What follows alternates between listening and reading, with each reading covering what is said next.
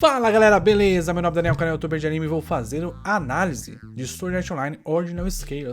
Essa análise que foi solicitada pelo Marcote há décadas atrás, ele chegou a pagar pra isso e eu estou atrasado com todas as reviews pagas, por isso que eu não estou aceitando mais review paga, obviamente. Se você não assistiu, vai ter spoiler pra caramba, então vá assistir antes de ver o meu vídeo. Eu vou abordar nesse vídeo aqui aspectos técnicos e aspectos do roteiro que eu acho positivos e aspectos negativos, obviamente, porque eu não falo só de coisa boa, eu não falo só de coisa ruim, eu falo do todo. Que é a ideia de uma análise. Quando você faz uma análise, você olha o todo. A primeira coisa que eu vou elogiar é a animação. Esse anime tá com a animação, assim, superior a qualquer coisa de Sword Art Online já feita. A gente tem vários momentos, assim, que não são nem perto de criticáveis negativamente da animação. É algo que realmente, durante todo o anime, tá acima da média. Você tem as cenas de ação, principalmente, muito bem feitas. A briga do Eiji com o Kirito. A briga final, né, contra aquela donzela meio Darling the Franxx do final. Tudo isso foi muito bem animado, mesmo com muitos personagens na tela, mesmo com um nível de dificuldade superior por ter vários elementos no mesmo ambiente. Você tem que manter a lógica e a conexão entre os frames e onde os personagens estão. Ele não pode estar na esquerda depois ele aparecer na direita, né? Ele tem que manter uma coesão, uma logística de batalha. E como esse anime, por vários momentos, muita gente na tela durante as brigas, porque a gente tem um aspecto da realidade aumentada, então ele utiliza muito isso, ele utiliza muito bem. É uma dificuldade extra que o anime contorna muito bem. No aspecto animação, esse é um anime acima da média, bastante acima da média. A direção de animação, a direção de ação principalmente, impecável. Agora, falar primeiro da história em si. A gente tem uma realidade aumentada, esse negócio que ele bota no ouvido, que é a Algma, se eu não me engano.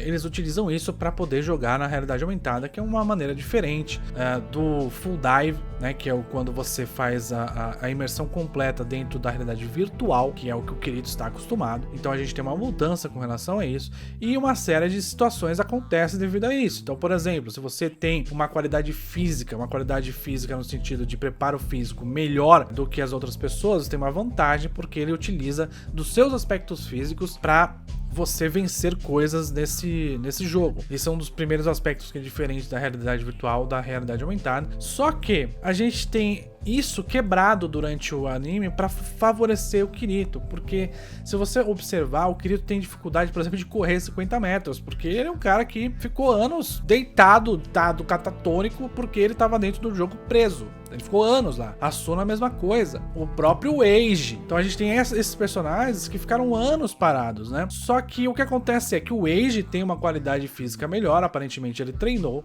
Ele mostra isso sendo o número 2, né, do servidor. E o que a gente tem é o Kirito comendo macarrão durante todo o anime e ficando em casa, e quando ele resolve sair de casa, passa no máximo 2 semanas, ele já consegue vencer o Eiji, que tá nessa há muito tempo.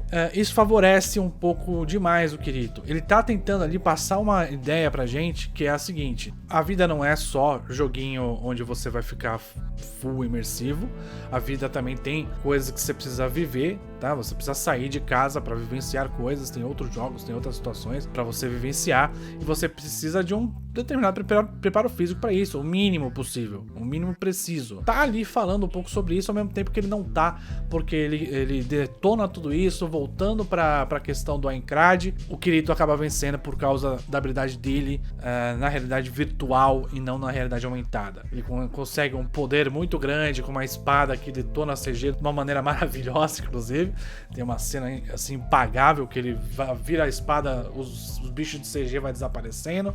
É uma coisa muito boa mesmo. Mas esse é um dos problemas iniciais que tem a ver com a premissa do filme. A premissa do filme é a realidade aumentada. Ele fala bastante sobre a realidade aumentada, ele faz o Kirito sair de casa, ele faz o Kirito fazer exercício físico, digamos assim. Inclusive a própria fadinha chega no momento e fala pra ele: ó pai, se você não ficar fortinho, a mamãe vai abandonar você. É literalmente isso que ela diz, tá, gente? Então não tô zoando. Então ele fala sobre isso, mas depois ele meio que deixa pra lá, porque o Kirito precisa vencer. E aí a luta do Eiji com o Kirito, aquela luta que deveria ser a principal, ela perde um pouco de peso justamente porque o Eiji é completamente subjugado pelo Kirito, sem fazer assim tanto esforço, né? O Kirito teve mais dificuldade para vencer o bicho lá dentro do que seria do 100º andar de Aincrad. O que ele está querendo dizer com isso? Está querendo dizer que o inimigo virtual é maior do que o inimigo real. Outra coisa que é desenvolvida e tem vários problemas é o relacionamento da Asuna com o Kirito, ao mesmo tempo que também é um dos momentos mais próximos que eles têm. Então o filme ele tem uma abordagem muito próxima da Asuna com o Kirito. E isso é muito positivo. A gente vê um pouco mais do relacionamento deles, a proximidade deles, uma proximidade muito interessante, tá? Só que,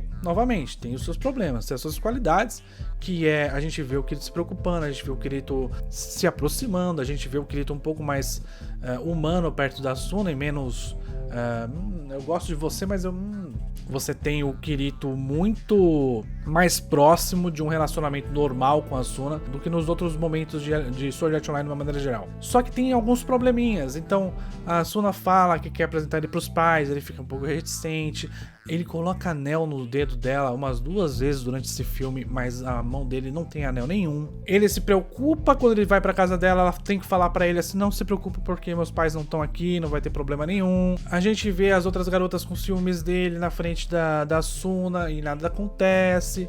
Tem alguns momentos em que, de fato, aparenta para as pessoas que eles têm um relacionamento, que é quando, na parte final, tá todo mundo... Onde está Kirito? Onde está a Asuna? Onde será que eles estão? E aí, de fato, parece que eles têm um relacionamento, mas o pessoal não consegue ainda conectar Kirito e Asuna juntos, ou Kirito e Asuna sumidos, igual eles estão namorando. Esse relacionamento deles é muito estranho. É muito estranho, sinceramente. Eu te amo, te adoro, mas eu não vou tirar foto com você no Instagram, porque é para não sujar meu nome.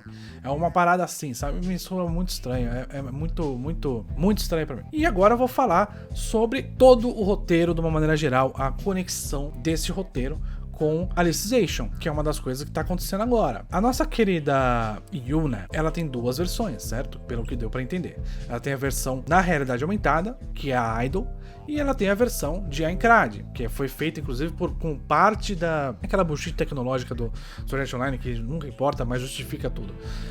Com parte do monstro do 100º andar, que não sei o que, blá blá blá, mas no final acontece que essa moça de Aincrad, ela morre, ela desaparece e só fica a Idol. Então, em Alicization, quando a gente tem o Eiji chegando, o Eiji faz todo sentido ele estar ali. O que não faz sentido sair alguém de Aincrad, sendo que essa garota estava morta no filme. Ela morreu no filme. Então ela sai de Aincrad em Alicization e vai para o servidor, né, o servidor de Alicization. E isso não faz sentido, porque ela morreu. Então essa conexão que eles quiseram fazer em Alicization não faz sentido. Isso é culpa do filme? Não, não é culpa do filme, isso é culpa de Alicization. Não tem nem necessidade de Alicization de ter Eiji e Yuna, né, tudo bem.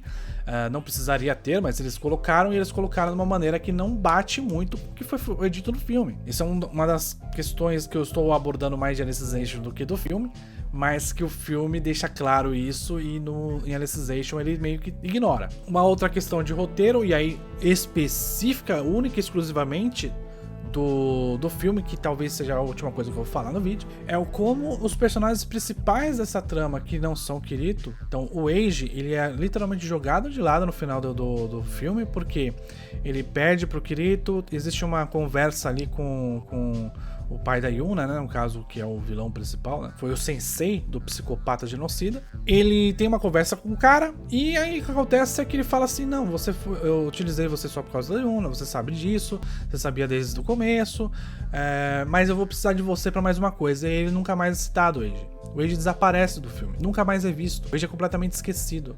O Eiji, que era o contraponto ao Kirito, até aquele momento, quando ele perde pro Kirito, ele é abandonado pelo pai, ele é derrotado pelo Kirito, né, obviamente, e ele é abandonado pela história. A história esquece do Eiji. Só fica a Yuna. E mesmo a Yuna, ela tem um papel muito secundário, ela é o papel de fantasminha. Ela que deveria ser o que motiva todas as pessoas nesse ambiente, ela tem um papel de fantasminha. Olha, ela aponta para um lado, ela fala uma coisa, participa de uma cena ou outra, ela muda a concepção do Kirito em alguns momentos, mas ela é muito pouco abordada, ela é muito pouco explorada, né? A gente tem uma cena do Kirito com ela conversando que ela fala e na verdade não fala nada. É uma coisa incrível, assim. Então, os antagonistas e as pessoas que são as fontes, né, de mudança de plot desse anime, elas são exploradas no mínimo possível. Enfim, tem um momento que é completamente assim... Absurdo, absurdo. O momento em que ele entra ali naquele estádio, né, na parte final, ele entra naquele estádio na parte final, ele entra e aí fecham as portas. E aí o cara que, o policial lá que ajuda o Kirito, não consegue entrar porque a porta tá fechada, porque ele tinha acabado de entrar. Conveniência total pro Kirito entrar e ser o único responsável de salvar as pessoas ali dentro. Tem alguns momentos que são bem estranhos no anime, mas eu tenho que elogiar todas as cenas de ação, as tomadas de decisão com relação a os momentos em que as batalhas acontecem, o porquê as batalhas acontecem. Isso tá muito bem explicado, tá muito fechadinho o roteiro. Por que a batalha acontece, por que tá utilizando monstros do Aincrad. Ele faz um link inclusive com relação das memórias que tá utilizando agora em Alicization, então ele faz esse link de você conseguir reviver a Yuna através das memórias das pessoas, diferente de Alicization. Precisa de fato que a pessoa perca a memória, ou você precisa tirar de fato a memória da pessoa para colocar, completar, né, os buracos da mente, que seria a Yuna. Então você tem isso de uma maneira bem feita, essas conexões entre o que precisa ser feito para reviver a Yuna. A parte tecnológica, geralmente, que é bullshit, tá muito mais alinhada com a história do que, por exemplo, em Alicization. Então as coisas fazem muito mais sentido. E eu não tô falando de uma maneira geral, tô falando dessas coisas específicas que estão falando sobre como e por que as coisas estão sendo feitas através do Algma, o papel do Eiji, o papel da Yuna nisso tudo, o como ele está usando a tecnologia, o porquê que ele está usando, todas as conexões nessa parte do roteiro referentes à problemática de como usar a tecnologia e os efeitos que tem nas pessoas e os efeitos que tem na Yuna, isso está muito bem conectado. E para finalizar, o Klein é o maior enigma desse filme. A gente conversou com o pessoal do Discord, ninguém entendeu. Ninguém conseguiu explicar como o Klein apareceu na luta final. As garotas apareceram e tudo bem, elas foram avisadas pela fadinha, pela Yui, tanto que a Yui pula do peito da Lifa e o caramba 4. Mas o Klein aparecer não faz o menor sentido. E é isso, galera, espero que vocês tenham gostado. Deixa o like, se inscreve no canal, aperta o sininho pra receber novas notificações. Dá uma olhadinha no comentário fixado, tem link pra Amazon pra você comprar coisas com desconto e oferta. E também vira membro do canal, me ajuda aí a fazer mais conteúdo pra vocês, tá bom? Muito obrigado, valeu, falou!